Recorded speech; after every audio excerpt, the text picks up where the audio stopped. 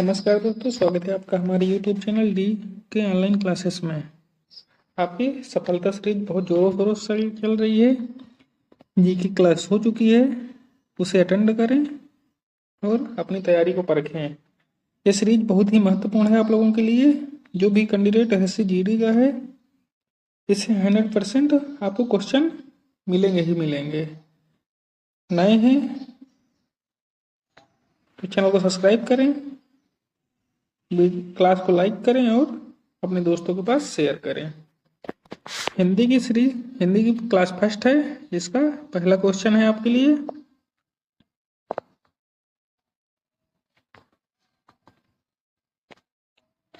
निम्नलिखित में से कौन सा दीर्घ वर्ण है? निम्नलिखित में से कौन सा दीर्घ वर्ण है? तो इसमें दीर्घ वर्ण आपको कौन सा बड़ा आपको दीर्घ वर्ण है।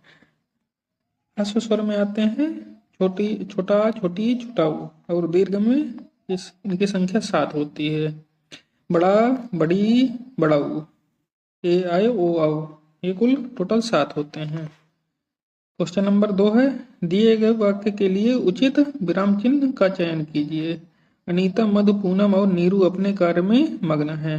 अनीता, मधु, पूनम और नीरू अपने कार्य में मग्न है।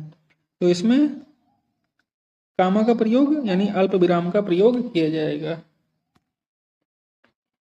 एक अल्प विराम यहाँ पे लगेगा, मधु और अनीता के बीच में एक अल्प विराम यहाँ पर लगेगा। 2 अल्प विरामों का प्रयोग किया जाएगा।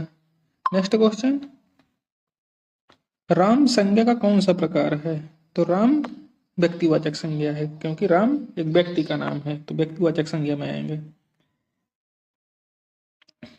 व्यक्तिवाचक संज्ञा की जो परिभाषा होती है, जिस शब्द से किसी एक वस्तु या व्यक्ति का बोध हो उसे व्यक्तिवाचक संज्ञा कहा जाता है। जैसे हरि, गांधी जी, गंगा, भारत, जापान आदि। ठीक, अगला क्वेश्चन है,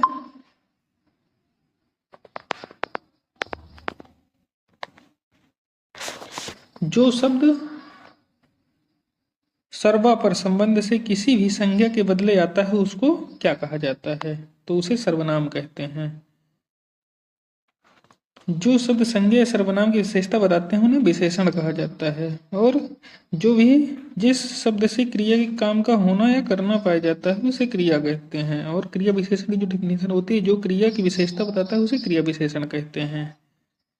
संज्ञा, सर्वनाम, क्रिया विशेषण विकारी शब्द होते हैं, जबकि क्रिया विशेषण एक अविकारी शब्द होता है।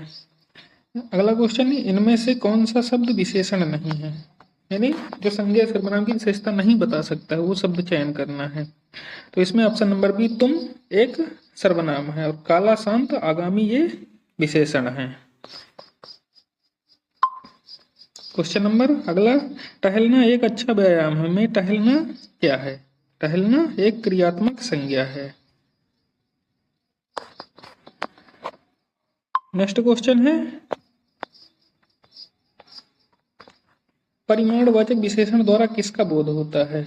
तो इसमें क्रिया के नापतोल का बोध होता है। परिमाण यानी नापतोल होता है। अगला क्वेश्चन है, निम्नलिखित में से लिंग की दृष्टि से असंगत युग्म कौन सा है?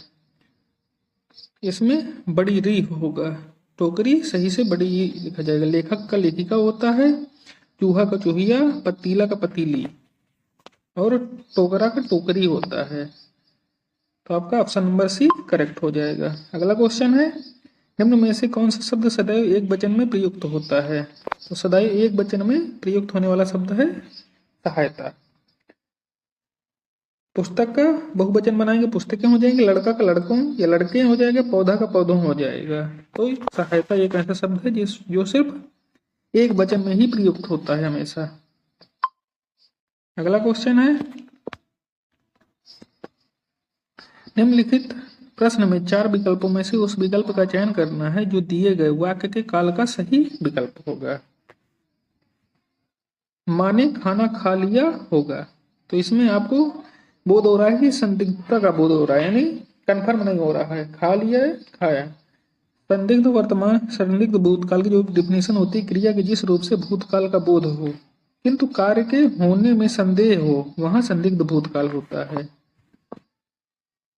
अगला क्वेश्चन है, भाववाच्य में किस प्रकार की क्रिया का प्रयोग किया जाता है? तो भाववाच्य में आकर्मक क्रिया का यानी असमर्थता दिखाई जाती है इसमें। भाववाच्य में आकर्मक क्रिया का प्रयोग किया जाता है। लिंग, वचन और पुरुष के कारक कारण क्रिया के रूप में परिवर्तन होता है, उसे वाच्य कहा जाता है। वाच्य के 3 भेद होते हैं, कर्तवाच्य, कर्मवाच्य और भाववाच्य। नेक्स्ट क्वेश्चन, कारक चिन्हों की पहचान की दृष्टि से निम्नलिखित में से असंगत आपको चयन करना है। संगत कौन सा है? माणिक ने पत्र लिखा, कर्ता कारक। माँ के लिए दवा ले आओ, संप्रदान कारक। रमेश कमरे में बैठा है, अधिकरण कारक। मैंने उसे तार द्वारा सूचित किया, करण कारक। तो कर्ता की पहचान होती है ने।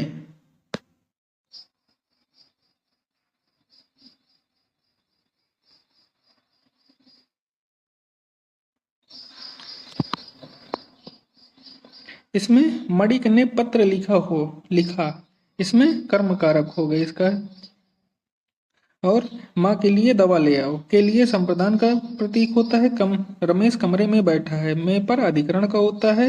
मैंने उसे तार द्वारा सूचित किया के द्वारा इससे करण कारक का प्रतीक होता है। अगला क्वेश्चन है, अज्ञान शब्द का तद्भव रूप कौन सा है? तो अज्ञान का अजान होता है तद्भव रूप, और अज्ञान का अजान अग्नि का आग होता है, धैर्य का धीरज होता है, श्रावण का सावन होता है, और क्षार का खार होता है। ये कुछ महत्वपूर्ण फैक्ट हैं जो आपको साथ ही साथ बताते चलेंगे। क्लास को लाइक करें और अपने दोस्तों के पास शेयर जरूर करें। चैनल को सब्सक्राइब करना बिल्कुल ना भूलें। अगला क्वेश्चन है,